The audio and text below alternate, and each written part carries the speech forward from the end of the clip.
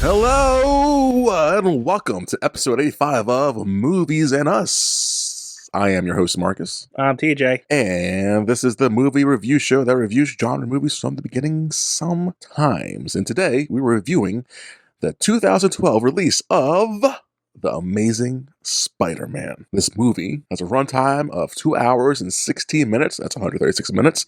It was directed by Mark Webb, screenplay by James Vanderbilt, Alvin Sargent, Steve Kloves, produced by Laura Ziskin, Avi Arad. Haven't seen that name in a while. We haven't seen that name in a minute thinking about it. And yeah, it's been a while. He's usually involved in all the Marvel projects, but I guess he's not involved in the MCU, so. Well, the Sony stuff then, I guess.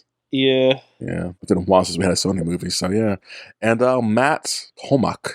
This movie stars Andrew Garfield as Spider-Man / Peter Parker, Emma Stone as Gwen Stacy, Rhys Ifans as the Lizard, Dr. Connors, Dennis Leary as Captain Stacy, right? Or Lieutenant? Captain George Stacy. Captain Stacy. Martin Sheen as Uncle Ben, Sally Field as Aunt May, Irfan Khan as evil businessman number 1. Yeah, he's just made up for this movie, so. Yeah. Campbell Scott as Peter Parker's father, Embeth Davids as Peter Parker's mother, Chris Zika as Flash Thompson, and you have some more names on your list. You said Embeth Davids, right? Yes. Kelsey Chow's in it, Thomas Howell's in it, Stan Lee was in it. Michael Papajohn? Is that his name? I think that's his name. Stop. Let me scroll down. Where's that at? Michael Papajohn, I think. Let me scroll over. Nah, that's an actor. That's not a character. Anyway. Where you see this at? He played Dennis Carradine, Uncle Ben's apparent killer. Oh, okay. Oh, yeah, Papa John. Wow, Papa John. Michael Massey, and then Carrie Coleman, Charlie DePue, Scholar, Gis Odondo, and Jacob Raudier was Emma Stone's family in this. Gwen Stacy's family. But that's it. I forgot I was running it.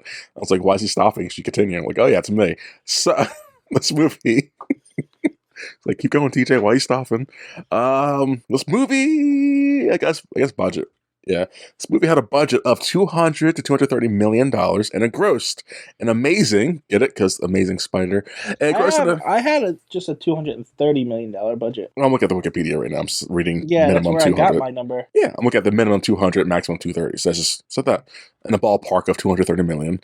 It grossed an amazing $758 million. I got 757. But. Doesn't matter. And that lands it in the top 20. That's right. The top 10 box office. I thought it was 12. I was reading the Wikipedia, it said 12th highest movie for a comic book, whatever. So let's do the top 10. So let's do top 10, guys. At number 10 of 2012, Men in Black 3 was $654 million. That movie actually made money? Yeah. Well, the third one did. Remember the second one wasn't that popular. I forgot there was a third one. Yeah. It's better than you'd expect. Yeah? It's fun. It's a fun movie. Okay. Yeah. At number 9, the first Hunger Games came out that year. Never saw any of those movies. They get repetitive. That made $694 million. At number 8, Madagascar 3, Europe's Most Wanted. That's the jungle one, right? The animals that talk from the zoo. Yeah. Yeah, but that's 1,000 movies, but it's like the jungle theme one. I saw the first one only, so I couldn't tell you. That made $750 million. Number 7, The Amazing Spider-Man, was $757 million. So number 7 is not bad, because it has some strong competitors at the top 5. At number 6, The Twilight Saga, Twilight Saga, Breaking Dawn, Part 2. I'm actually surprised it's at 6. I mean, the first 1, 2, 3, 4. I'm not surprised. That's a strong standing right there, actually. Oh, I thought it would be higher. No, once you see the top 5, okay, you'll see like, oh, it makes sense. So Breaking Dawn Part 2. That was the last one, right? Yes, made $829 million. Yeah. I think I said this 1,000 times, but I only seen the first one. I would say it all the time. We talk about Twilight. Yeah, but I saw the first one in theaters, and yes, but I've read all the books. Yes, I saw the first 3. I was like, I'm gonna give these movies a chance, and like, first one was bad, but like, okay, I can kind of sit through this series. And I was like, I'm done. Number 5, Ice Age, Continental Drift. I don't know about that one. You said that's like... But it's an animated movie, that's why. That's why it makes sense to me. So was Madagascar 3. Well, Ice Age was more popular than Madagascar. Obviously, as his list Fair, shows. but I don't know. I think Break of Dawn was more popular than Ice Age. Kids are more money-grabbing monsters than teenage girls, I would say. That's my only logic. I think Continental Drift is more... It's a PG movie, so it's more worldwide audience versus but I guess it was vampires. Like the fifth Twilight movie at that point, right? Whatever the last one is, so... Well, it's broken up into 2 4 parts. or 5, so yeah. So it's like the 5th movie, but Continental Drift was like 4 or 5 too, right? Yeah. No, they're at that point, they're definitely series. Yeah, okay. Yeah, but yeah. Number 4, just for The Hobbit. What's up? Just for the record, I just want to point out, Twilight is trash. Oh, it's very bad. It's very bad. Just because I've read the books doesn't mean that I like the series. It's trash. I don't know if I've ever said that before, but... You probably had to have said it before. It would have been a better opinion if you said it's good. Like, yeah, it's actually it's a good series, guys. Read it. The Harry Potter fan fiction shit's really good. Anyways. No, when it ends with, like, pedophile werewolf, no thanks. The fact, I know we haven't watched, we riff it every time we talk about it. The fact, and I only know about the last movie because I've seen so many spoiler reviews of them trashing, because it's fun to me at the time. The fact that it ends with, like, the whole thing happens, and then it doesn't happen because someone just envisioned it happening. Like, that's stupid. And like you said, the werewolf imprints on a little kid, like, that's creepy and weird. Everything about it is just bad. I think the idea, though, of the story was, what the hell is it called? It was based off of a Shakespeare story. Of the last book or the whole series? The whole fight scene and stuff. Oh, okay. Nothing ended up. I think it's a Man in Venice. Venice or something. I forget what the actual Shakespeare story is. I think that's where the inspiration for that was. Yeah. Let me see if I can. Venice. The Merchant of Venice. I think that it was based off of that, and that's why they went that route. Doesn't make it any good. But, no. I feel like that's like screenwriting 101. But, like, I don't remember her name. Stephanie Myers. Wow, I know that. Yeah, Stephanie Myers. Stephanie Myers? Terrible writer. So. Yeah, well, again, it's terrible writer. So it doesn't be surprising if she just stole complete arcs from other writers and stuff. So, well, I believe the Twilight series was started off as fan fiction of either Harry Potter or some other young adult property. No, I don't think Twilight was. Or was it 50 Shades? I think 50 Shades was the fan fiction off of Twilight. God. That's what I think it was. God, what a world we live in. Because that's probably right. Because Twilight is, not quite there, but it's on par with bad erotic fiction. Yes, that's what I always thought it was. So 50 Shades is just bad Twilight erotic fiction, and people wanted that, so people bought it. Yeah, no, that makes sense. So, yeah, number 4, The Hobbit, An Unexpected Journey. Which one's that? It's the first prequel of the Lord of the Rings series. So I know it's not Lord of the Rings. I've seen the Lord of the Rings. I've never seen any of the Hobbit, so that's the first Hobbit movie? Yeah, I haven't seen them either. I think it's that one. No, yeah, it's Unexpected Journey, Desolation of Smaug, and then 5 Armies. So, yes. Okay. We're going to get 2 more later on our lists. So, this is the first one. Okay, gotcha. Yes. I had to talk that out. I have not seen them. I don't want to see them. I'm not going to see them. I have no interest. It's when they told me they were expanding a children's book that was like 100 pages long in 3 books. That's the same thing I said, TJ. That's the same thing. 1 movie, whatever, sure. Then they rumored 2 movies. Okay, I'll watch 2 movies probably. Then they said we're going to make it a trilogy. Like, no, I'm out. I'm not going to watch that. Like, I'm not against the Hobbit movie. It's a fine story and book, but now you're just grabbing for money at that point. Yes, and the fact they're like 3-hour movies too, not short movies. They're long movies. Like, what content is in that book to make it 3 hours each? Nine hours. Yeah, like no, thank you. Guess how much that one made? At number 4, the one before that, the Ice Age movie made $877 million. $1 billion. Yes, sir. $1 billion at number 4. I mean, it's a popular series. It does, and apparently, it's not that hard to make $1 billion anymore. Yeah, it's number 3. Can you guess it, TJ? We're going to review it sometime. Dark Knight Rises. Yes, sir. Dark Knight Rises made. I'm actually surprised it's number 3 because the first 2 are like better movies. That's why. But still, it's still Batman. Yeah, well, it's a bad Batman. But it's but the people didn't know it was bad Batman. It was following Dark Knight. No, I remember it had. Well, at least I was very vocal how bad it was back then. I guess enough people didn't like it enough, but you'll see the first two, and you're like, okay, those two movies are pretty good. Dark Knight Rises made $1.081 billion. At number 2, it's a James Bond film. TJ, Skyfall. yes sir, Skyfall made $1.1 billion. I think we said we must have covered this list at some point. We did. Is number 1 Avengers? It's Avengers with $1.5 billion. That's why we probably covered this list. We probably had this exact conversation when we covered Avengers. We did it 5 through 1 a week or two ago. Oh, and it did not do the 7 because Spider-Man was number 7. So yeah, Spider-Man was 757 million. Avengers 1.5 billion. That's not bad though, still for Spider-Man. No, not at all. Considering, yeah, that's the box consider office. it was a reboot off of a very beloved series. Yes. We'll talk about it, but yes. This is yes. And that was the 2012 box office. Anything you want to talk about behind the scenes before we get to the review, TJ? This movie is apparently laden with dead people. You want to talk about it? This was apparently the last movie for James Horner, the guy that does the score. Oh, okay. Yeah, so he died. This was his last movie. And then apparently a production designer died. Damn. And then producer died. God damn. And each one of them had only one more movie come out after this one. Really? Yeah. The production designer worked on Django Unchained. Oh, good movie. After this, and the producer produced The Butler, whatever that is. Lee Daniels, The Butler, yeah.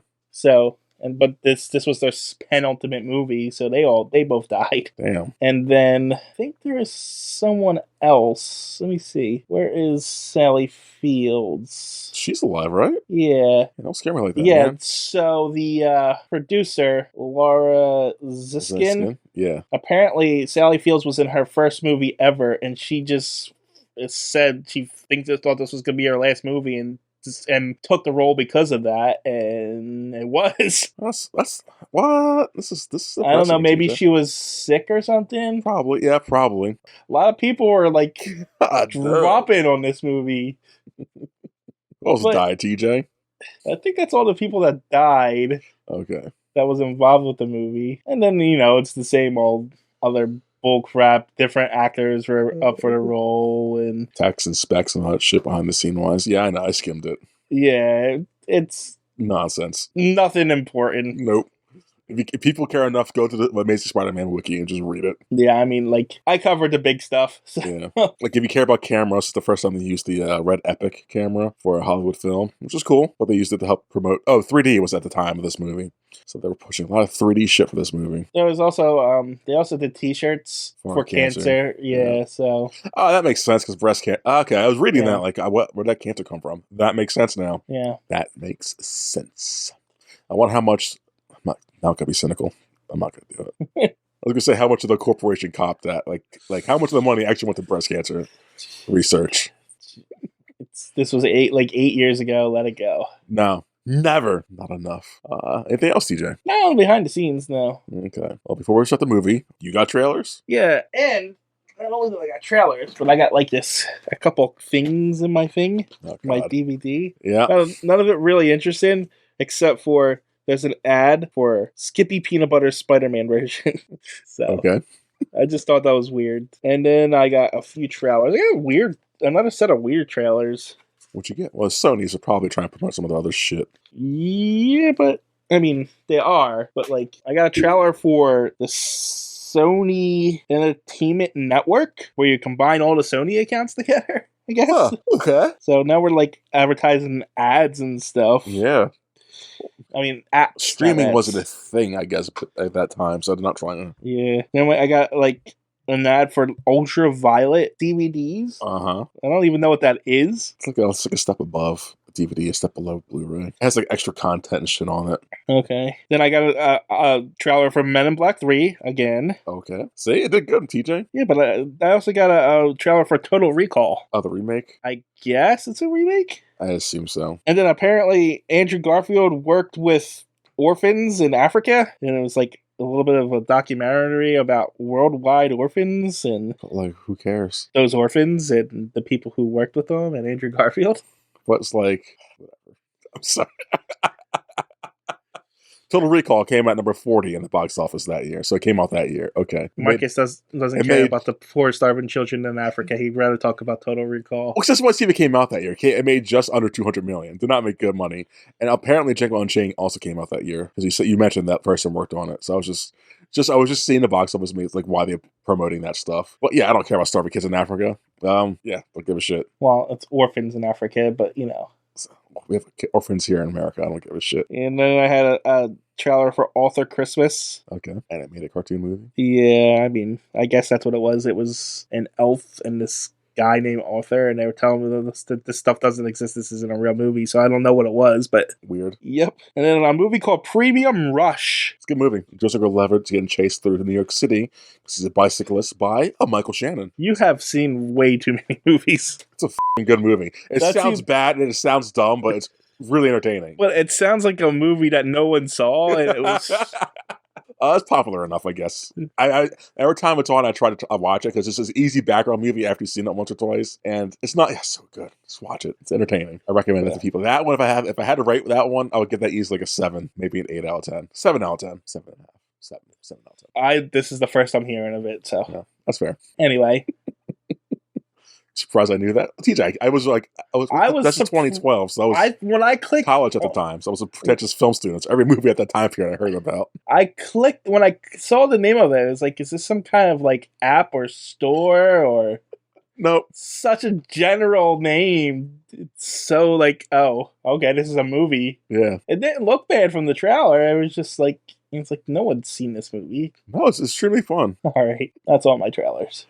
Nice. Oh, that being said, if anything else, we jump into the review of The Amazing Spider-Man. Okay, well, I guess let's talk about this mediocre film. We start with the Marvel flip panels, which I thought was kind of weird. Hey, did we have this with the original Spider-Man movies or no? We might have. I probably did. But it was probably Spider-Man themed. Okay, that's what I was thinking. So did they do this in preparation to put him in the universe of the Avengers, or was this just them trying to cash in on that, or did Marvel want that in there? No, that's just Marvel's standard thing to tell you this is a Marvel movie. Okay, so like.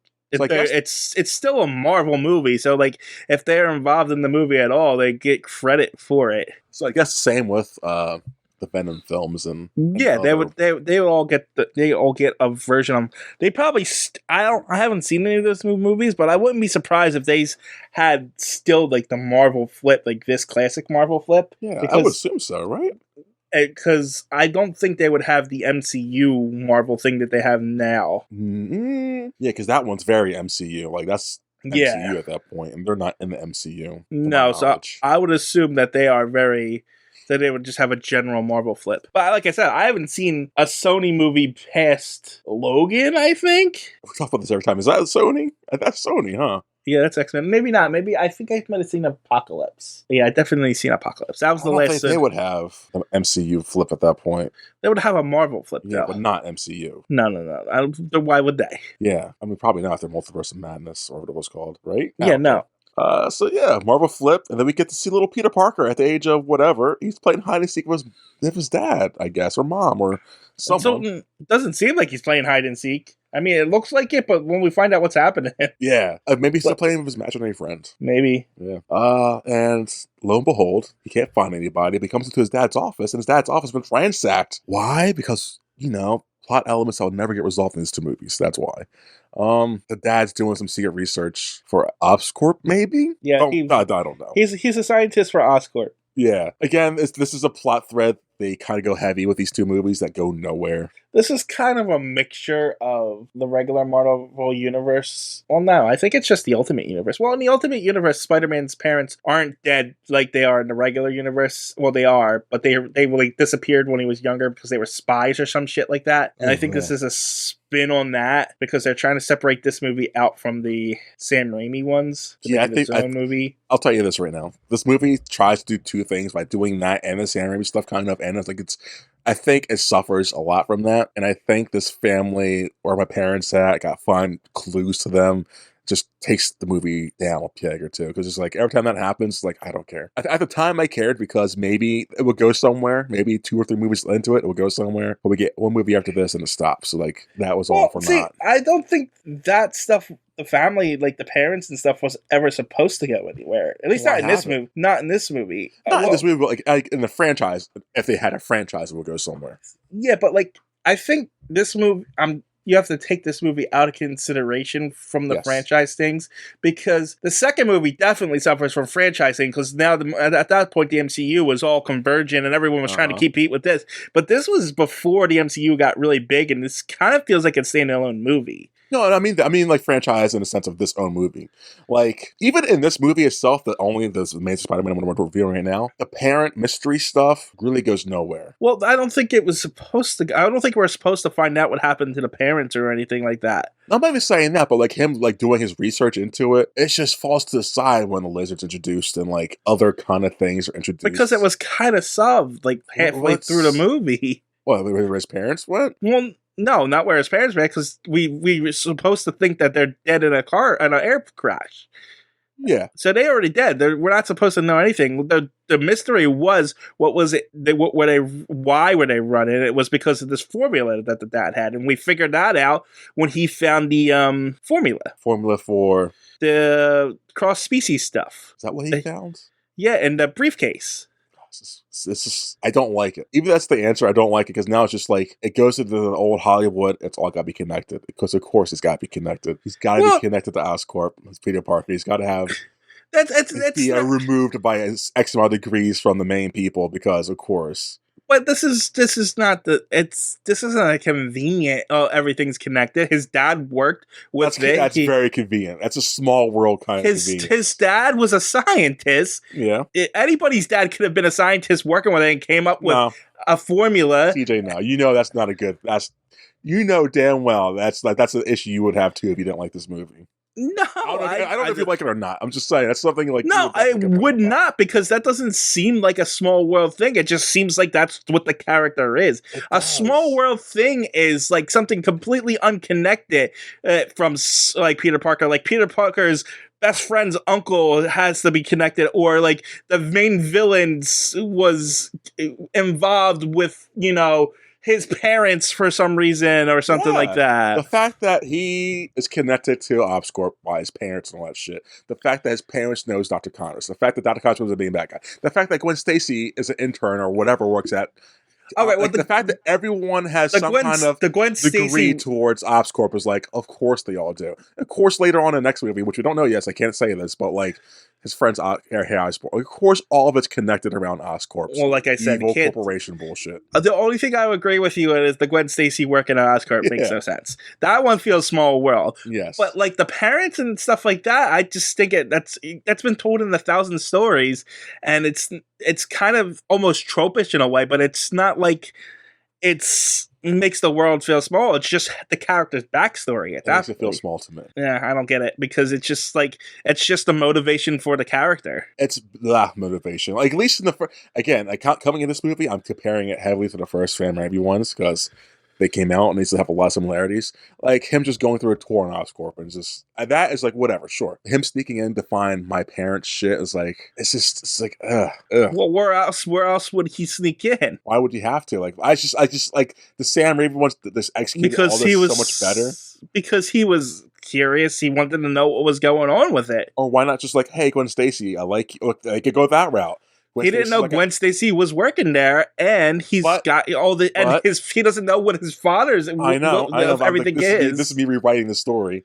Gwen Stacy, like, instead of the girl who came to him about, hey, take pictures from my boyfriend's car, how about Gwen Stacy says, hey, you take really good pictures. Can you come to Oscorp? We're looking for a photographer. Come take promotional photos here. Like, great, I have it in at Oscorp. Oh, lo and behold, I have a dad connection who's going. Like, that just makes more sense that way. So I think that's more convoluted. It is. Everything to get him to Oscorp is convoluted, in my opinion. No, it's not. I think Gwen Stacy because she already lurks there. It makes more sense. It's not convoluted at all. He found out his dad works for Oscorp. There's a formula. That's where else would he have worked? anywhere else. But that doesn't make any sense to the story. See, this is the Ripley thing all over again. Yeah, because It's just like it just has to happen because it has to happen. You have a problem with it for no reason. It just feels forced. It feels small worldy and forced. I didn't get that at all. The parents thing is so pointless in this movie. That's like you're saying no parents and any story can ever be connected in any way to anything. Because that's what you're saying. No. Yes, that's exactly what you're saying. No, it's not. You're saying that no child can never be curious about what his parents did, and they cannot be connected to the main story whatsoever. That's what you're saying. I'm just saying, it's just who happens that they're connected to the thing that makes this whole main thing happens. Even though they'll disappear, of course, it's just a small but there's no big major plot happening. Everything that happens is an accident. But it's just science go awry. Which, yeah, it's fantastical and fictional, but it's Spider-Man. I don't know. We'll get more into it when we further on the plot, but it's just, so far, the parents missing, it's like, this is pointless. I don't care. The parents aren't missing. The parents are dead. They're not dead. Well, I guess that's for the point. The parents having to run away because bad people are after them, vaguely. And he's got to solve that thing, and then that's who cares. Sorry. So, yes, that happens. And then we cut to years later, and he's in high school. And we see that Peter Parker, we get introduced to Peter Parker. He's a nerd. He's socially awkward and shit. He gets bullied by the Flash Gordon Thompson? What's his name? Flash Thompson. And who else we get introduced to? Gwen Stacy, she's there. But we don't talk to her yet, guys. But she does stand up to a bully, Flash. She's a good person. So does Peter. Yes. He gets his ass kicked. But she's more so better than... because she's a girl. Okay, but still. No, I know. I'm just trying to. I'm rambling right now, so I'm having to catch up visually. That's why. Actually, this whole scene kind of confused me. Why? Because Flash is picking on some kid, and Peter steps in and gets his butt kicked, and then Gwen comes in and says, "We gotta go, Flash." Made me think they were an idol. Yeah. No, because she was coming saying like, "We gotta go tonight because I gotta teach you." And she said, "Did you do your homework?" She's like, "Did you do your homework and stuff like that?" And then, "Are we still on for the night?" It was like, "Oh, what, are they a thing or something?" Yeah. And then they just weren't. And I was like, "Oh, okay." That's fair. I just picked up that she was tutoring him. I mean, I picked up that she was tutoring him, but I also thought they were also a thing afterwards because of the continuation of the conversation. That's fair. It's weird that everyone's like rooting him on. Like, why are you guys rooting on this guy bullying a small little kid? Like, why? That's because no movie has ever written bullies correctly. I know it's Hollywood, but like this is like egregious. Where the teachers at? Also, to be fair, yeah, I mean, again, no one's ever written bullies right ever. This is terrible. But to be fair to Flash Thompson, he actually has a character arc in it, even though he's in like 3 scenes, and it's not bad. It's bad. What? It's bad to me. It's so shitty. What? It's his character arc is "F you, Parker, for being weird and silent, even though I probably know your mom and dad went missing. And then, your uncle just died, and now I'm gonna be nice to you. Even though beforehand I know your mom and dad's missing, so it kind of makes you why you're weird. Like, F you, Flash. He's always nice to Parker because, Parker is kind of stronger and better than me now after getting bit by Spider, and he put me in my place a little bit. I'm not the big alpha anymore. Oh, so half of his uncle died, so now he's a natural jerk to people, and he's a bully. But he's also like, when something bad happens, he's a general human being. Yeah, because the kid's parents have been missing for his whole life, and I assume they went to the same school for forever. If you've met somebody and you're like, oh, they lived with their uncle, that means that his parents have missing his whole life, that you have to feel sympathy for him? No. Is that what you're saying? No.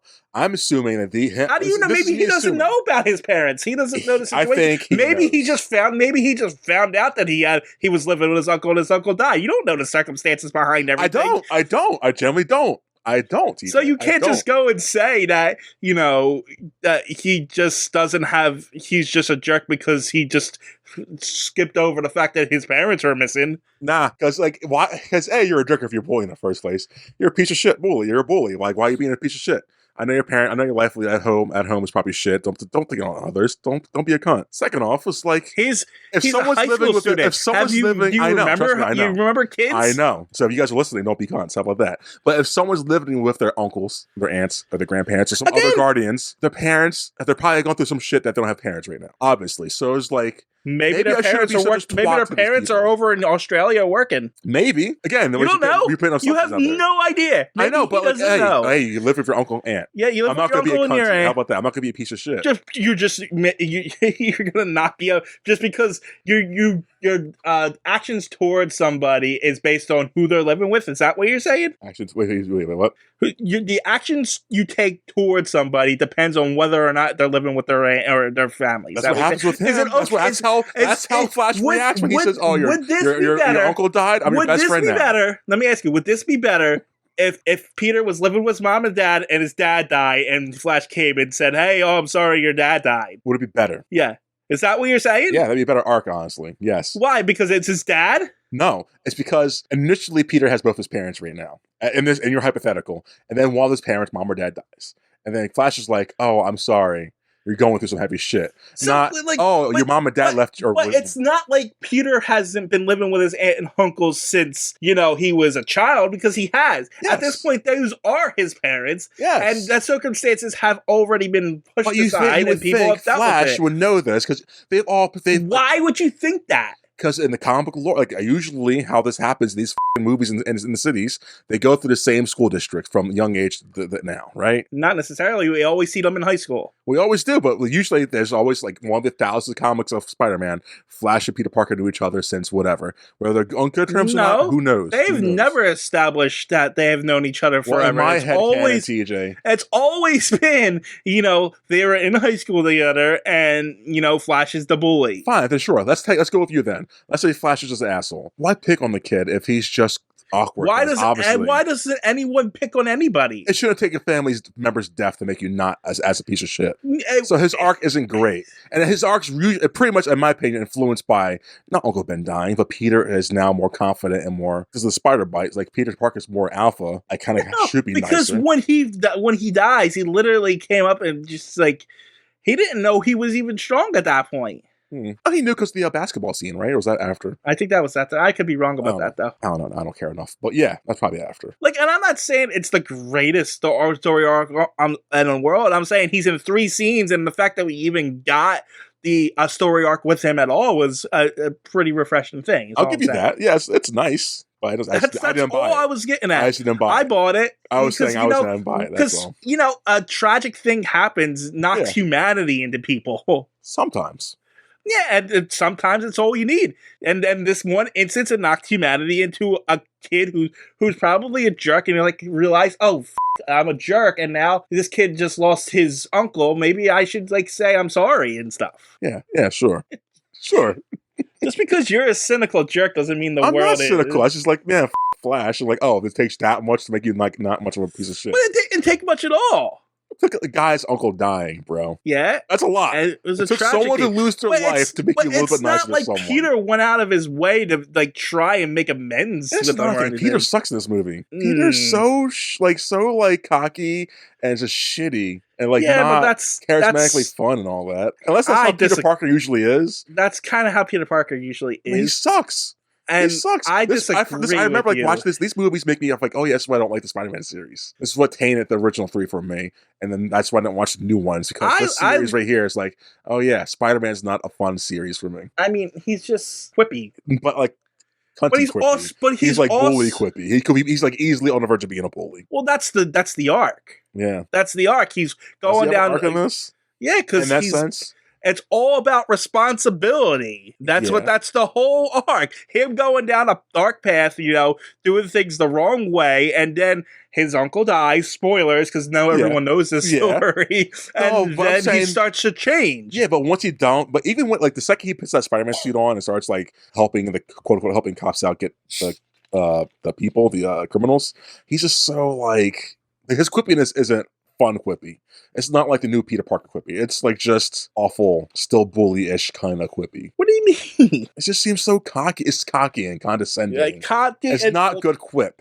Against criminals? That's kind of what you're supposed to do. General. At least Peter Parker, the new ones, are just more fun quips. Well, that's because it's just better writing overall. Yeah, that's what I'm saying. So these quippies, he has come off as I'm not saying that this isn't bad or anything. It's just cocky. It's bad. I don't know. That's just kind of how Peter Parker is. He quips. He's cocky. He's he makes fun of the villains and stuff like that. It's also Yeah. psychological, trying to get them mad and come And after which is him. fine, but the way this guy, which goes into my other thing, because maybe it's not the dialogue, maybe it's just Andrew Garfield. I do not like him in this movie, and I was thinking about it while watching this. Like, do I like him in anything really? Does IMDb like I don't like Andrew Garfield? Like, I feel bad not liking the guy. 'Cause everyone likes him, people like respect him and like him as an actor. But like, I don't like his work. I don't like him as an actor. So it's like, Okay, he well, comes off that way to me, like I'm a punches guy. So it's just like, I had the opposite thing. I find him charming. I like nah, Andrew Garfield. charming's not the word for me. Yeah, I think he's fine. It's an awkward charming, but it works for Peter Parker. I respect that in your opinion, but I will disagree. Like, this I mean, made me want Tobey Maguire back, and I don't like Tobey Maguire that much. This made me not want Tobey Maguire back. Wow, we were just opposites. When I first saw the movie, I was more your side, but like watching it now, when I first saw your movie, I was on your side because I was like his age. I was like high school age, like yes, or not high school, but college just age. Like yeah, but like watching it now, I was like, this guy sucks. But like, where's Tobey Maguire at? That was more fun. If you remember, Tobey Maguire sucked too. Yeah, he was a piece of shit. Peter Parker was a complete and utter asshole. Yes. Whereas this Peter Parker isn't. He's just more angry and awkward in this first movie because he's a teenager. And that's the kind of the arc of him trying to get through it all. Yeah, that's what I was trying to look at, like as subjectively and like critically. Yeah, I was thinking that. Like, okay, this is a high school. They're having his high school years, but this is why he's acting. Hopefully, in the next movie he does better. So we'll see then. But right now, I just don't like this Peter Parker. I don't like Andrew Garfield on this. I don't like storyline so far. Like all of it's just like no. I think as of right now, this is my favorite Spider-Man movie. Oh my god, terrible! More so than Spider-Man 2. Yeah, Spider-Man. Because if we remember those conversations we had and how against Peter Parker I was in those movies because he's an absolute asshole to everyone around him. He was, but also I think what leveled those movies was not just Peter Parker, but everything else around him. Like the visuals were better, the enemies and their arcs were better. It's just this was just chore for me to get through because nothing was likable in this movie for me. Yeah, I completely disagree. I think everything was better in this one, and in fact, I think the best thing in this movie is the relationship between him and Emma Caulfield. Who? I mean, not Emma Caulfield. Emma Stone. Emma Caulfield is that person? Emma Caulfield is a Buffy actress. Oh, okay. No, I thought their dialogue and their delivery of the dialogue was so awful. It was like it's bad quippiness because Marvel has good quippiness now, or they overdo it to death, but they have a good quippiness to a point in Marvel nowadays.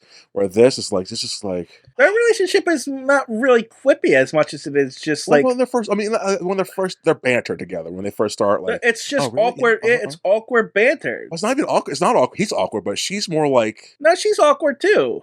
No, because when she sees him at Oscorp and how she just talks to him when they first. Well, that's because at that point, he has broken into her work and is going to get her in trouble. Yeah. So she's more serious in that moment, but when she's flirtatious and it's terrible to me. It's bad. Yeah, no, I disagree. I think that's the best part. I think their chemistry is one of the best parts of this movie. Nah, the chemistry gets good in the third act after the dad dies. That's when their chemistry gets. Oh, now they're acting. Now they're showing like, oh shit, it got real, and like now they're trying to like. I think that got better, even though the third act drags too long. I didn't like this movie, as you can tell. I did not care for this movie. Yeah, no, and I don't know why because I think you're wrong on everything. That's fine.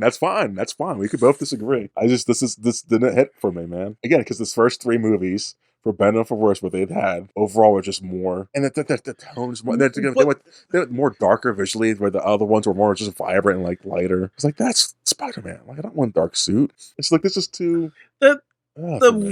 Those movies were not better. I don't think they were better in any way. Yeah. What? They were more cartoony. Yep, perfect. That's why I went for my comic book movies. Like with their stupid fake outfits and stuff like that. Yep, I love the outfits from back then. And you say there's no dark tones in it when they're killing off a character at every movie. I mean, visually dark, like not visually, but like again, I'm just saying the suit from the Spider-Man. The first three were more colorful, more red and blue. This one's more muted, dark blue and red. It's like what? It's just darker. It's literally darker. It's like. We're trying to be more grown up with our Spider-Man. I don't know what you're getting at because it looked red and blue to me. But it's like not red and blue. It's dark red and blue. You know what I'm saying? That's no, because it looks like Spider-Man. You know what? I think No, you know what it is. I think I realize what you're doing. Like the design's different for Spider-Man. This one between the other ones. This one's more designed after the Ultimate version of Spider-Man. Yeah. And I think they just did it to make it look different than Of course. Sam Raimi's one. I don't think it was like they decided, oh, let's make it darker to make it like more adult or anything. No, probably, but no, I don't think so at all. Because this movie doesn't come off as more adult at all. If anything, it comes off more comic booky. maybe more accurate, for I know. But this is more. They have a literally mutating lizard person in this one. So? And the other ones, it was all based on science and stuff. There was nothing comic This is based off the mutated lizard guy's kind of based off science. Yeah, I know, but it's like far-fetched science. Like, what did Osborn had? He had a serum that made him go crazy, so he created the lizard's he's going to say that right now. The lizard's a cheap knockoff of Norman Osborn. There we go. I'm going to say that right now. And that's like, I just saw this Norman Osborn done better, portrayed better by Willem Dafoe. This is like just a bad version of that. But it's Sarah not, makes him go crazy. Like he makes him go superhuman. The only similarities are, the crazy part of it, but that's... They both work at Oscorp. They both take a serum that's from Oscorp for reasons. He's got more motivation because he wants to be a better human. But they just both go crazy from it. And this is like, okay, now they're destructive to the city. It's the same character. It's slightly different. Slightly different. No, it's not, because Norman Osborn was after nothing but power, and he is like this business CEO trying to develop better weapons. See, I'm bringing in comic books. I know, you guys stick with the movies. I'm dragging comic books into it because the Norman Osborn in the comics he was still a bad guy.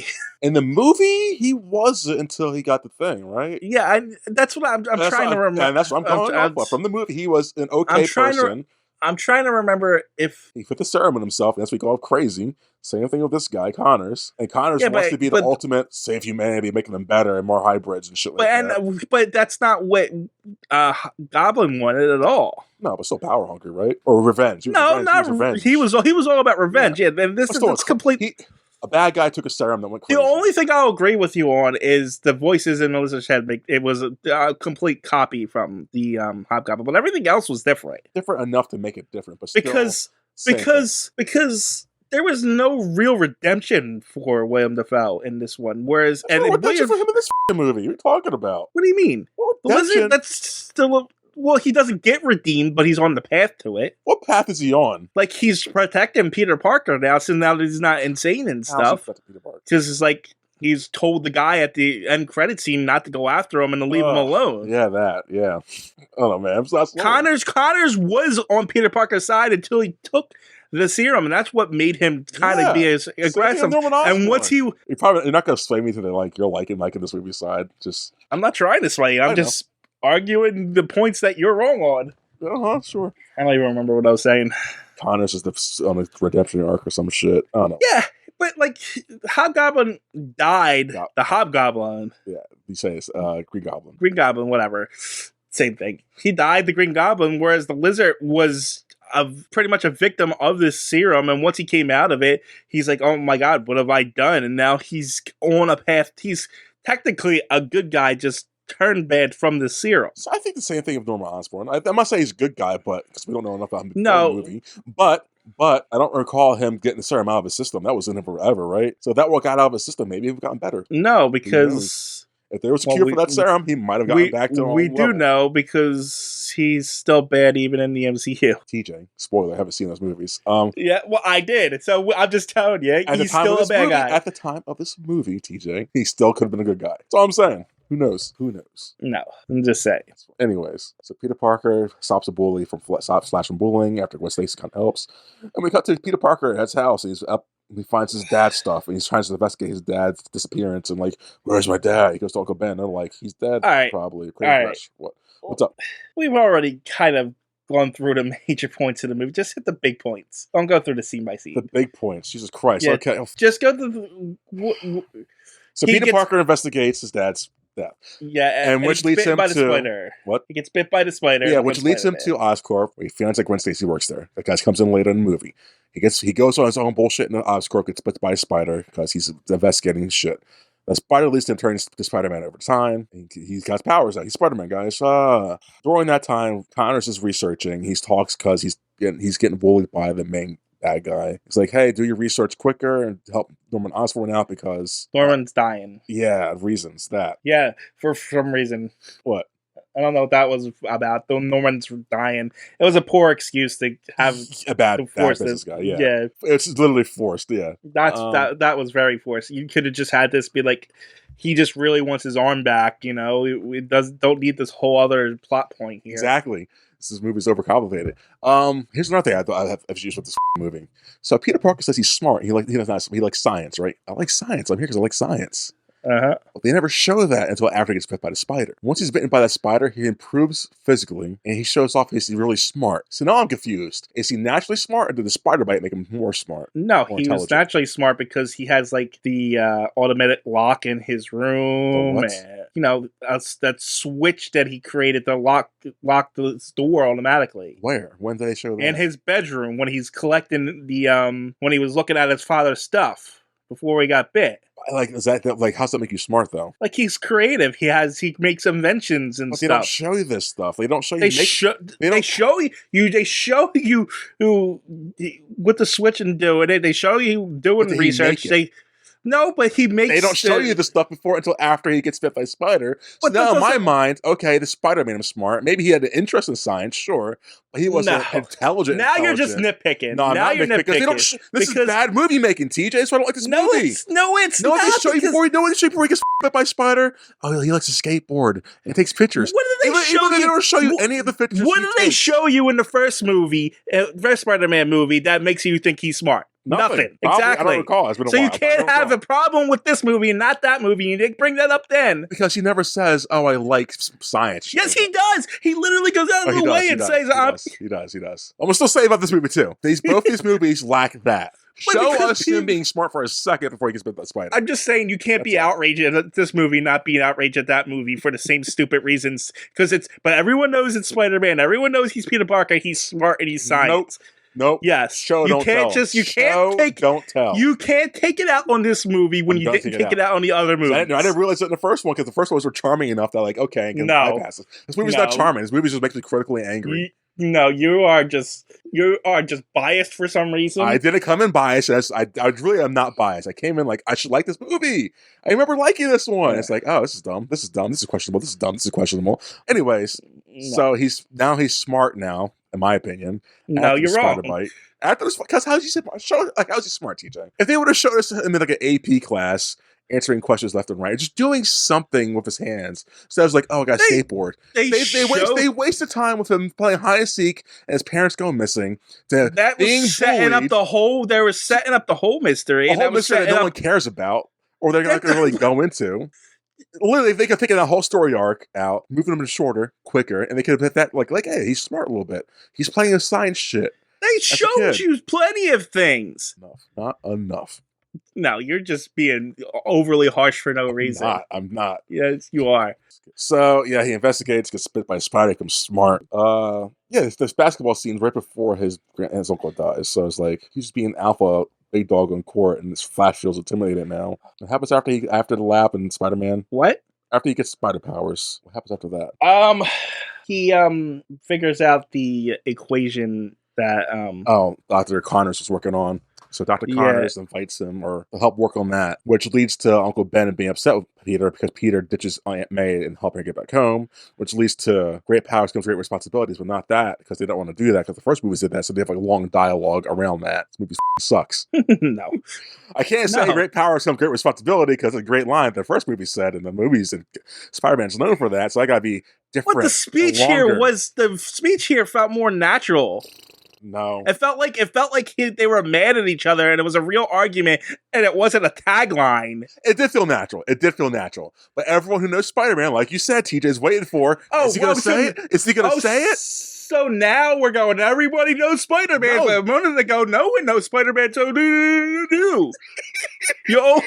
You can't use arguments and then contradict the same argument. Exactly, in the same TJ, argument. Exactly. The dialogue did feel natural. Like, I'll give it that. It did feel natural. Like, okay, this is real. But It's such a famous damn line. Everyone's like waiting for where's he's gonna say it. But you don't need the Where's- line. You know You exactly don't, but what it is. it's a check mark off a Spider-Man list. If you're gonna show Uncle Ben dying, you're gonna have to say, "With great power comes great responsibility." He could have been his last breaths as he's. Because that would have been believable. You've been like, oh, well, his last, that's convenient. And his last breath, he uses the thing. I would have been angry at that. Probably. Yeah, Of course you the guy would have. right there.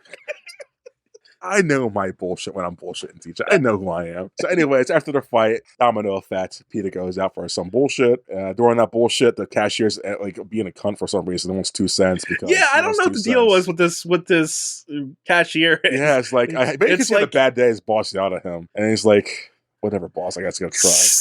Still, I mean, I know. You work in customer service. It's 2 cents. It's 2 cents. Even if it was my own business, I wouldn't care about 2 cents. Yeah, it's 2 pennies. Who gives a crap? Exactly. So Peter Parker. It just made you be like, I mean, if I was Peter, I wouldn't help this guy either. Why would you? It's I don't like care he's what justified. consequences. I don't care what consequences come. That guy deserves it. Yes. And so there's a guy in line after Peter Parker who steals money for Peter from the guy who's being anchored to Peter Parker. And Peter Parker's like, not my problem, kind of, bro. Get effed. Which leads to the guy getting the guy who stole money has a gun on him. It's chased by the guy who's a cashier. And the guy with the gun runs into Uncle Ben and shoots Uncle Ben. Because the guy drops the gun. Uncle Ben's trying to be a hero for some reason, which don't be a hero. I think Uncle Ben got himself killed in my opinion. But like, whatever. I mean, it's a comic book movie he's supposed to be the grand morality guy. Well, if he didn't do it, it'd be like, okay, why didn't Uncle Ben try and stop him there? I think it'd be better in my opinion. Like Uncle Ben's like, hey, I don't want any part of this. The guy just still kills him. Like, why? Like, why? You would have thought that, but that would have been like, well, that's not Spider-Man. But like, that's better though. Like, why would his old man try to like wrestle? So it's not okay if it's not Spider-Man. Like, that's how it usually happens to Spider-Man. Uncle Ben's gonna be a hero. Well, yeah. I guess he couldn't. Was he a hero in the carjacking? No, he wasn't a hero in the carjacking. He didn't just give up the car and say, "Let's go." He's if like, "I'm not running with a gun." In what world? He wasn't running. He ran and dropped the gun, and Uncle Ben went for the gun so he could possibly stop him. Why? So he doesn't pick up the gun and try and shoot somebody. Let him. Not your problem. Yeah, but that's not how this works. That's not his character. Not everyone is like you. Some people actually would go for the gun and try to stop. Like, there's a gun. Like, no, I don't see your face. I don't see the gun. Just get out of here. Everybody is so self. How's that selfish? I didn't say selfish. I was self-interested. I'm not selfish. That's just common sense. That's a gun. No, thank you. Just get it and go. Some people would have tried to stop him, and they get shot in the gut. That's all. That's like, and I can't. I'm not going to cry for you. You can put yourself in a bad situation. You are such. You put yourself in a dumb situation. Of course, like, oh, you shouldn't go for that gun. What happens if that was your mom or your sister? I'd be like, why should you go for the gun? Like, what's wrong? Okay. First off, they wouldn't go for the gun. Like, go for it. It's not my problem. I know, but if there was a situation, where I love when did that. Yeah, and it was, something, and they were chasing it because something got stolen from you or something like that.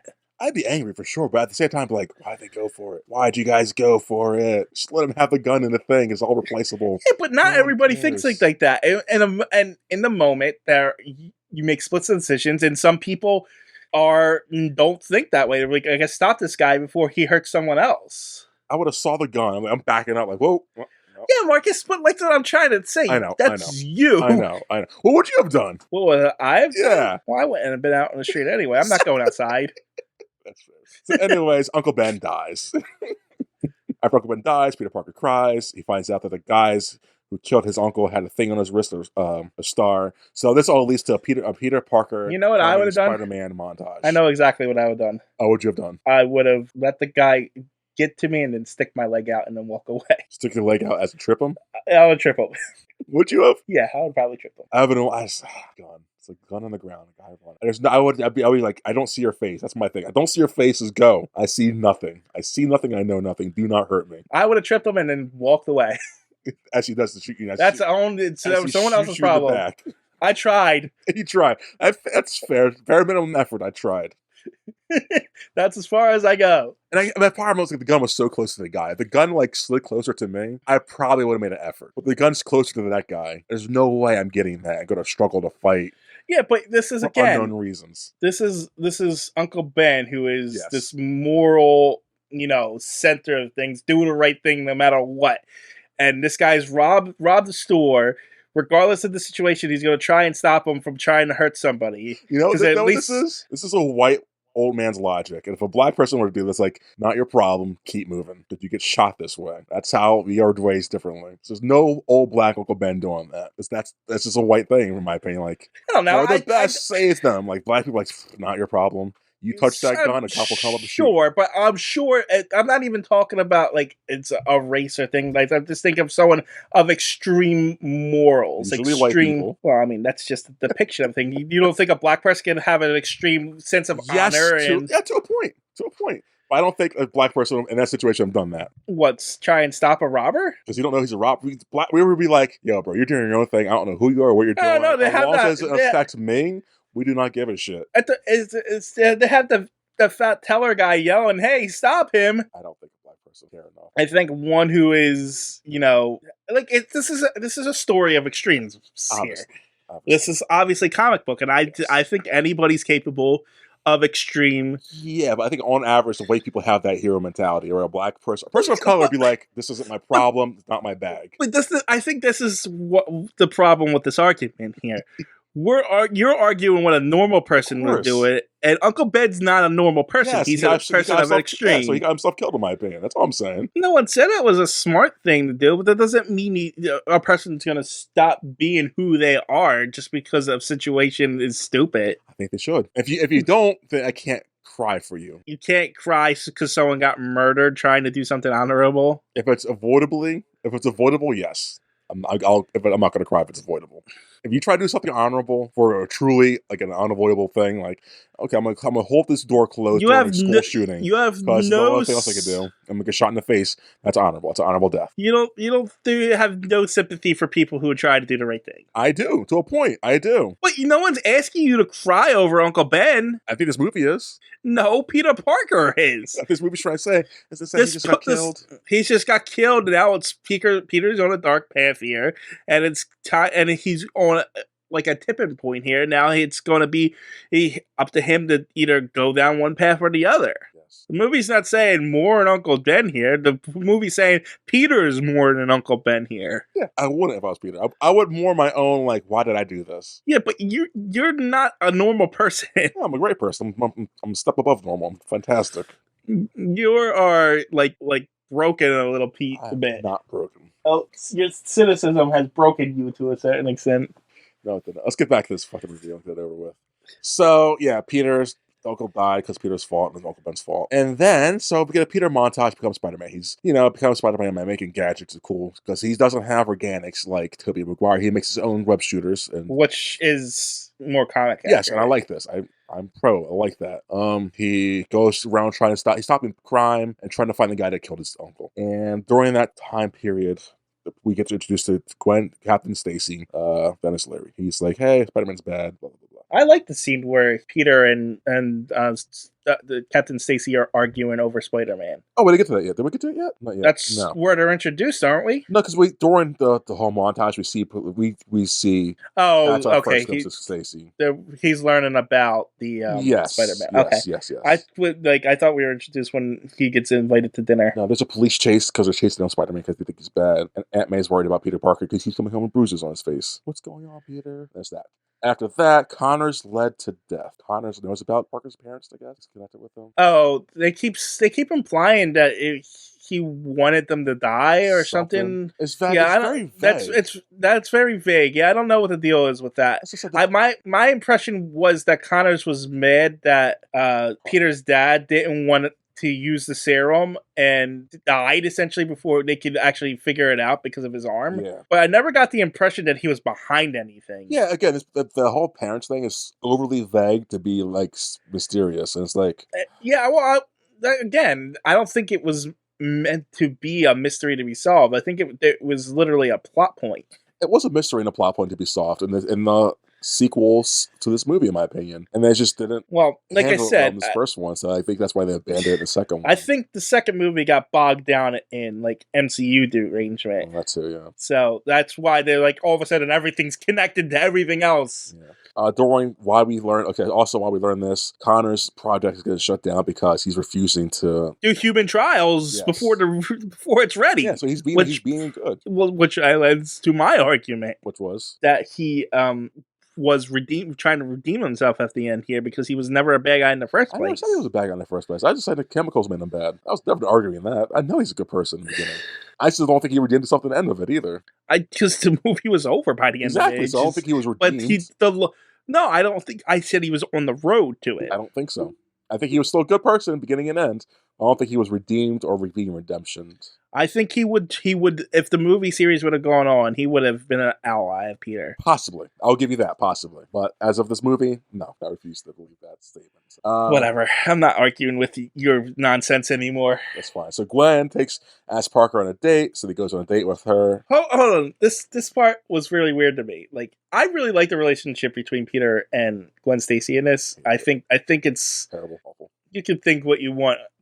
It's whatever, fine. Honestly, I would be fine if they took Spider-Man out of this movie. I would be fine with this just being a romantic comedy with these two. I will say this: I think the best character in this movie is Gwen. Oh yeah, without a doubt, Gwen is fantastic in this. She made the movie. She was great. She was the hero, in my opinion. I think I in fact love that she's not just some damsel to be rescued, and that she actually helps and stuff. Yeah, she actually helped with. But I don't. Like, oh my gosh, she helped get the cure out there. She's the person. Like Gwen Stacy is really good, and I do.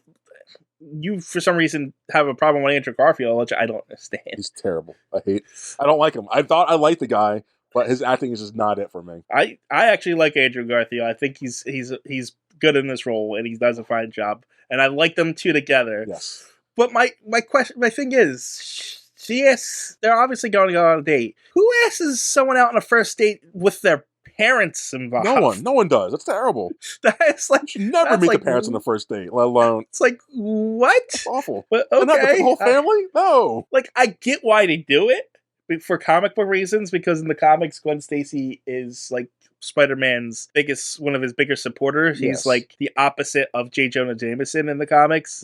But like, so they really what this for some strange reason is they're trying to develop the relationship between George, Stacy, and Spider-Man, but then they kill him off at the end. Spoilers. I know. It's like why? Like, I remember in my head, I thought like, oh, he lives. Like, oh no, he actually died. Like, he does. He makes an appearance, I guess, in memories in the second one. Don't be stupid, bad to you. This movie's bad. It's not bad. This movie's terrible. No, it's not. It's awful. It's trash. It's garbage. It's not. It's really not. Yeah. This movie is really good. It's actually, not really good. It's actually really good. This is why I don't like the Spider-Man series. It's like, okay, maybe because it's a remake of the first one. So like, I don't how many times I got to see the reintroduction of Spider-Man. So I'm like a little bit harsh on that way, I guess. Yeah, so at least one more after this too. I know. That's why I don't watch the newest ones. Like, although the newer ones don't even have an origin. Yeah, I was so tapped out. Like, I don't care about Spider-Man. Yeah, I know. You just don't like Spider-Man, and I don't get it. It's funny because my favorite film of the series of the whole we're going to do is a Spider-Man film. Yeah, I don't understand what your problem is with Spider-Man. He is essentially a Superman character. He's terrible. He sucks. It's like a bad Superman character. We're not doing this anymore. So Gwen Stacy and Peter Parker have a date at Gwen Stacy's parents' house. And while that's going on, we're going to see intercuts of the Lizard becoming the Lizard. Because Dr. Connors is doing self-trial himself. I will say I do not like the special effects for the Lizard. That's terrible. They're terrible. Yeah, I don't like the design of it. They should have made him more like the head more lizard-like. It's too facial. It's too much like a human face still. Yeah, I don't like it. He actually kind of looks a lot like Rock from Batman. Yes. So I think they should have stuck with the lizard design. Yes. So while that's happening, although I did like when they put the doctor jacket on him. I love that. That's classic lizard right there. But that's what that was it. Him being like you said, him being an ally. I could have totally seen that happening in the sequels because I was like, people don't mind seeing that. So during the date, we see that the dad Stacy. I did like this. I did like this scene. So do I. It was delivered well. Them two arguing over Spider-Man, and then and then making valid points at both ends. Uh-huh. I liked And it because it wasn't a and one-sided thing. It's like, oh, they're making good points. It like wasn't like totally anti-cop or and pro-cop. it wasn't like in other movies this would be like one side's clearly bad Yes, and everybody would either be against the dad exactly. or against Peter. But no, the family is just like, what are you doing? Yeah. But they don't like kick Peter out. I mean, in fact, they go out and they have a little cute scene where they kiss and stuff him. It's civil and there's discourse. like, yes, it was just a disagreement, and Yes, I liked it. yes. So did I. I was like, I can watch this a lot now. After that, Gwen pulls Peter to the. And that's my thing though about these movies. What's up? You're defending it so hard. Huh? What's up? No, I get where you're coming from to a certain extent. Like the Spider-Man stuff isn't really good. It's not the best, No, it's but terrible. the stuff around it is really good. Some of the stuff around it's good. Like the side characters are really good in this. Yes, they're better than the originals. Well, like the originals hold up purely on Tobey Maguire. Yes. Like, and of course, you have Willem Dafoe and you know Doc Ock. You got the bad guys. Like the main actors hold up the movie. Look, Gwen Stacy is written well here. The Stacys are written well here. Her and her dad. Right, and I think Aunt May's not bad. I think all the actors kind of hold up this movie. Mm-hmm. So it's not just like I didn't care for Peter Parker. He's the heart. I know, but I'm just saying. I mean, I thought it was fine, and a lot of people like Andrew Garfield. Yeah, so it's just totally fine. I'm not here to be like you guys are wrong. Yeah, I'm just saying that's why I didn't like I'm just, it. You guys I know. are totally I'm, fine with your I'm just saying. Yeah. Like it's a group effort essentially, Yes. so, which means it's more. I feel like it's more strongly written in certain ways. Yes. It's just for some reason the Spider-Man stuff is a little nonsensical. Yeah, that's sometimes. just weak. It's hated it. Anyway. But when the strong stuff is really strong, really stands out. They're not. I think it's Like, in my opinion, it's not enough of it here. So when it does stand out, like, oh, this is a good moment in this movie. That's overall mediocre. So the movie's like a 5 at best on a good day. But those moments are like, oh, these are good. But like you don't like Andrew Garfield, but I thought I did going into it. But like I really like Andrew Garfield and the scenes where he's just acting with everyone around him. So I didn't really get that from that. I thought everything around it was strong.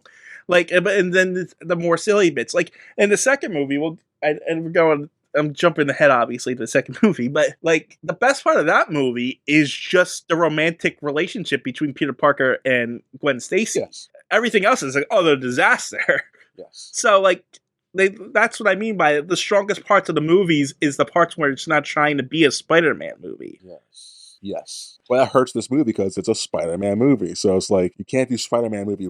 But part wrong with Spider-Man movie. But that's where we're having our disagreement here. I don't think the Spider-Man part of this movie is done wrong at all. I don't think it's done to, like, I've never seen Spider-Verse, so I'm not saying Spider-Verse, you know what I mean? Or I'm not even saying it's even comparable to the MCU movies. But as of right now, I think it's better than the Maguire movies. But that's fair. But then again, I would have to rewatch those MCU ones to really get a feel for it. So like, that's why I said it as of now. That's fair. So yes, Gwen pulls Peter to the balcony to talk to him. And talk. They reveal, like, Peter Parker's like, I am Spider-Man, and let me kiss you, and they kiss. And she's like, what? And he gets calls to, there's a lizard tackle on the bridge, so he's got to go to the lizard tackle on the bridge. So here's another part that makes sense to me here. What's up? So the lizard attacks on the bridge here, right? Yes. And Peter senses it. Yes. And he's like, so he jumps off the thing, and Gwen says, oh God, I'm in trouble, because she's in love with this guy, and he's essentially a cop. Yes. So there's that. But we cut over to Gwen Stacy already at police headquarters. He was just in his apartment telling his daughter to come in. Because I think he got a call too. Oh, okay. But I don't know. How did he get there so fast? He teleported across the screen. Well, police have that special technology for the. Okay. Yeah. Gotcha. Something I was going to say about this. What, the lizard fight scene? Before this, Gwen talking to him. Oh, I like that they don't drag out his bullshit. Oh yeah, because Peter reveals his identity. That's very refreshing. Yes. I was like, okay, it points to your movie for like, to getting that shit out off the way now. And the fact that he's like shows the dad later on too, like, oh great, just showing the core character is who he is. That's perfect. He shows his identity to a lot of people. He shows it to a little kid later. That's fine because I guess the kid's not gonna like. I can't articulate what that guy Yeah, I looked know. like. But yeah, Yeah, I know. I'm just saying he doesn't wear his mask all no, fly. that's always been one of my issues with the first ones, let alone this one. It's like, reveal, so don't reveal yourself much. So yeah, they kiss. Peter, bridge attack. Peter saves a kid. Lizard gets away. Does the lizard kill the guy in this bridge attack or no? I am guessing You don't because see see him again after I thought this. so. So Lizard might have killed the guy who was telling him to do Because he things. threw his car off, but Spider-Man saved it, but then we forget about him and go to save the kid. Yeah. So he just disappears from the rest of the movie. Okay, I thought so. I thought I was missing something. So, No. Yeah, action sequence. Things happen. Peter, next day, talks to Connors about Lizard. Peter tells Gwen he's Spider-Man. They're talking about it at the school. She's like, things. He's like, things back. I don't recall. Not important. So Peter goes talk to Connors about lizards, and there's laying down hints that they kind of know. Well, they don't know who each other are, but they do. No. I mean, actually, Peter went there because there's this giant lizard, Yes. and Dr. Connor's an expert on reptiles, Yes. so he's like, but he figures this out by Connor's ominous answers. And also he lets like a lizard rat.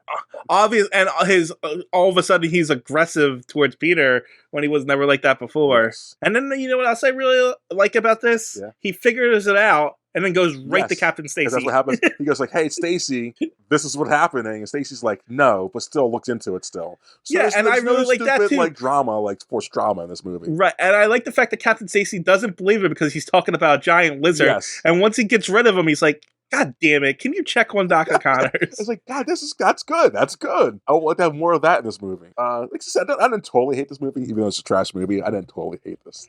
There are moments of like goodness in it. This movie's not a trash movie. At a certain point in my notes, hold on, there's no part in this I started trash talk trash. And third act was just too long. I just hated the third act. So okay, I have a problem with the third act. You do? Yeah. Okay, we'll get into it eventually. Doesn't know how to end right now. No, that's fine. The ending's not fine. It's the lead up to the ending that I have a problem with. So the Connors is in the sewer. That's his new laboratory. He's working on stuff. Monologue to the camera. His grand plan is this: he's going to save humanity by making humanity like him, hybrid. So he's going to have this mist chemical, like in The Dark Knight Rises. No, like in Batman Begins, and have it expose the city to become hybrid creature things and better. There was a mist chemical in Batman Begins. The fear toxin that you hated because it was going through the pipes instead of just going through the water supply.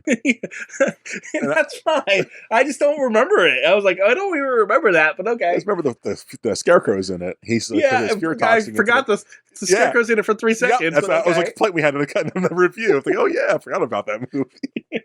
Oh shit.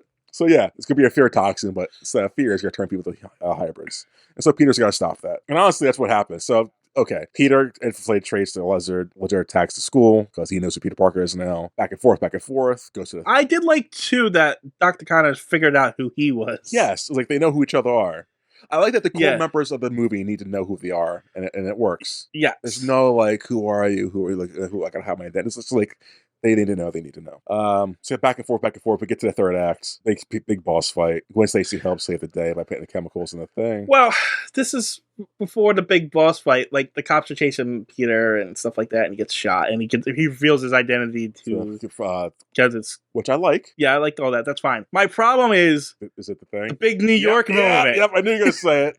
I knew it. The New York Pride moment. The New York Pride moment where everybody's got to go get the cranes and help Spidey out, guys. It's like that. They had that in Tobey Maguire ones too, and it was always annoying in there too. But those ones were fun because it was like right after 9/11. So no, I understand. Those were just as bad. They were better because it was just right after 9/11. This is like 10 years removed. Like, do we really need these pride moments, guys? I don't think that would have mattered. I think those things would have been in those movies even if it wasn't 9/11. Probably. Yeah, probably. No, 100%. Have you ever met a New York person who was proud to be from New York? They're loud and obnoxious. Yes. They're like, New York's the best. Like, oh. You had no control over where you were born, so... Yeah, but I chose to stay here. That's what most people do. Anyway, so yeah, the New York Pride moment was kind of like, it was stupid. Over the top. It's like, let's line up the cranes so that he has a straight shot. Why couldn't he just... Yeah, we know where it does. Yeah, he's done it. Right? We've seen him do it all the time about cranes. Like all of a sudden, it's the tower is in a weird, awkward spot and you can't get to it. Stupid. That was stupid. So yeah, big boss fight. Connor's just cured of his... Well, you say it's a big boss fight, but not a big really. Fight. But like, it's not even really a fight. Connor's they're trying to get to Gwen as the Lizard is, trying to contain the thing. doing a horror scene with Emma Stone in the things in the Oscorp, and then he gets the thing and they climb the building, and then the fight is between Peter and Lizard and Gwen Stacy's dad. Yeah. So, and then the fight's like over in 3 seconds. Yeah, it's a boss fight. Just saying, The it's climax just like of the movie. Let's say that then. If that makes you happy. yeah, it's the climax because when you say boss fight, it's like what was the last? Was it this show where everything was like a Avengers? where the last act was? Yeah, Avengers was like a giant, just one. There was a movie we watched recently where the Superman last Elite? third. Justice League. Yeah. Ghost Rider. That was Ghost Rider, I'll tell you that. Where the last third of it was just a long fight scene, That was and Avengers. it was just literally Avengers. Was it the New York Avengers? scene? They're like, oh, this is the best thing Avengers has done. Yeah, it had to be New York. The New York scene. So, but when you say that, it's like, I oh, know. it's just the climax of this one movie is going on. Connors does a thing, it doesn't work because Glenn Stacy and Peter Parker stop him. Connors is healed and turns back to human. But during that fight, Connors, as a lizard, kills Gwen Stacy's or mortally wounds Gwen Stacy's dad. Gwen Stacy's dad tells Peter, what tells Peter, get from my daughter. Did he cure him? I think that He cures him. she cures the people, but this also affected Connors. Yeah, he cures Connors too. So he cures Connors, and Spider-Man's about to fall off the roof, and then Connors saves him. Yeah. So I don't think that's saving because Spider-Man could just, been a Spider-Man's hurt. He's hurt now and So? stuff. So maybe, and he broke his web shooters. He still has clingy feet, doesn't he? He can still touch the goddamn side of the... Yeah, but he could have bounced off the side of the ring and not be anywhere near he would've anything. been fine. I don't think... He saved He would have him. been fine. Get over it. Save, He saved so him. unnecessary. It's stupid. I was like, He I saved was done. I was done with the movie, TJ. I do not care. I know. I realized it Fuck this movie. because I realized you were done with this movie because you were some reason biased against. But anyways, yes. Gwen Stacy's dad says what to Peter? He Protect her, don't protect makes her. him promise. He makes him promise not to bring Gwen into it. He says, I was wrong about you. The city needs you, but leave my daughter out of Which it. is fair. Promise me." It's like, that's fair, Dad. Yeah, Man. Good stuff. Very fair. God damn. And so Stacy has his funeral. Everyone's there but Peter. No, I would have went to his funeral. Yes. Yes. I mean, technically, I mean, Peter did technically go. He just didn't show his face. Yeah. But you at least show up to Dad's funeral and like, look, I'm sorry. You don't just ghost her. No, yeah, condolences. Yeah, exactly. Condolences. Like, hey, I'm sorry for your dad. Can't see you again later. So that happens. Gwen Stacy goes to Peter's house, like, well, you weren't there. Why weren't you there? And he's like, your dad said I can't be there. Well, he doesn't say anything. Gwen's like, he made your promise, right? And still, Peter still saved the day and still hope on the horizon because he still like has a thing for Gwen. Obviously, he's like, you're gonna be in my life forever, lady, until I kill at the bell tower. And that's the movie, guys. Well, that's not exactly how it played out either, though.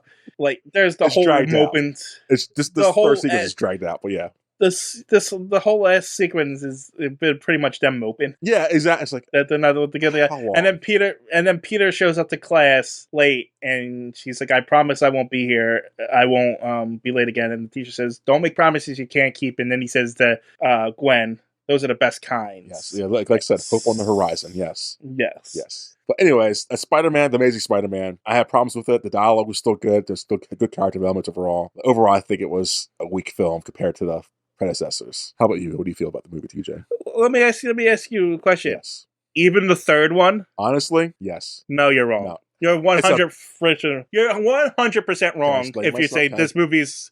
No, I'm just before you explain yourself. I'm still going to say you're wrong. That's fine. Because there's no way that movie's a better movie than this one is. It's not. It's terrible. Okay. It's an atrocious movie on all technical aspects, but it's slightly, and I mean slightly like a grain of a mouse pubic hair, slightly better. In a sense, it's more entertaining. It's bad. It's a very bad movie, and it's very easy to. I'd rather watch that and hate watch it. Well, this one, I still want to watch this ever again. No, this movie did not even feel like a chore at all. I enjoyed watching this movie from beginning to end. Now, what do you enjoy about this? Of all our arguments in this movie, what did you enjoy about this movie? I liked practically everything about the movie. The Spider-Man stuff was like goofy, but like at this point, we've watched how many superhero movies. This is not the most offensive superhero movie. You know what I mean? As far as that concerned, but I like all the other stuff around it that really held it up. I like the actors. I like the chemistry between everybody, and I think it really holds up this movie. That's fair. I do like the chemistry. I think I agree with that. But man, just too many. For me, it was too many negatives, and like I was just but I didn't get any of those negatives. I don't know why you felt the way you did about it because I don't know.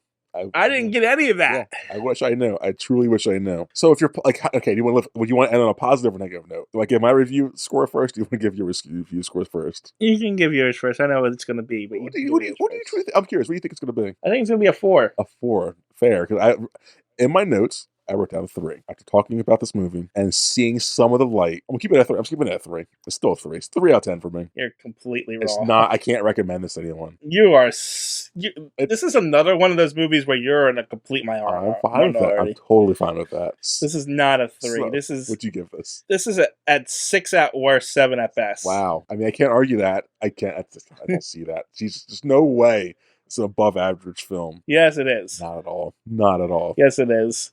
This is my favorite Spider-Man movie up to this point. This is probably my least favorite. Second least. Oh God, is 3 better than this? No, it's not. It's not.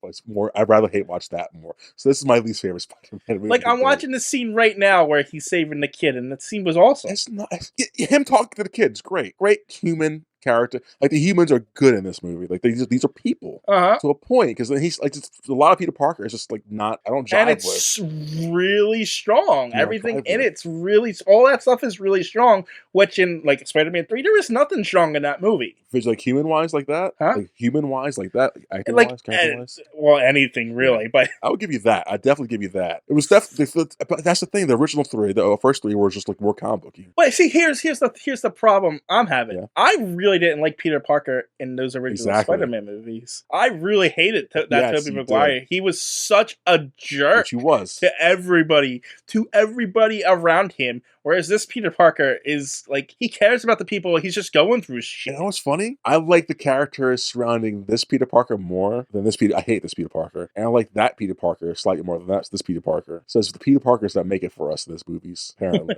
Apparently. That's interesting. So, okay. Oh, that was Amazing Spider-Man. That was Amazing a flub. So ignore him. Yeah. His opinion. We already discussed his opinions don't matter. He liked Batman and Robin. Oh, did I like that, TJ? I gave that like a 2. Maybe a 1. Yeah, but when you used to like it before we went into it. I used to like this one before we went into it, and now I don't like it, so. I'm just saying, but you can't trust your opinions. You can't trust this movie. Yeah, I mean, film nerds.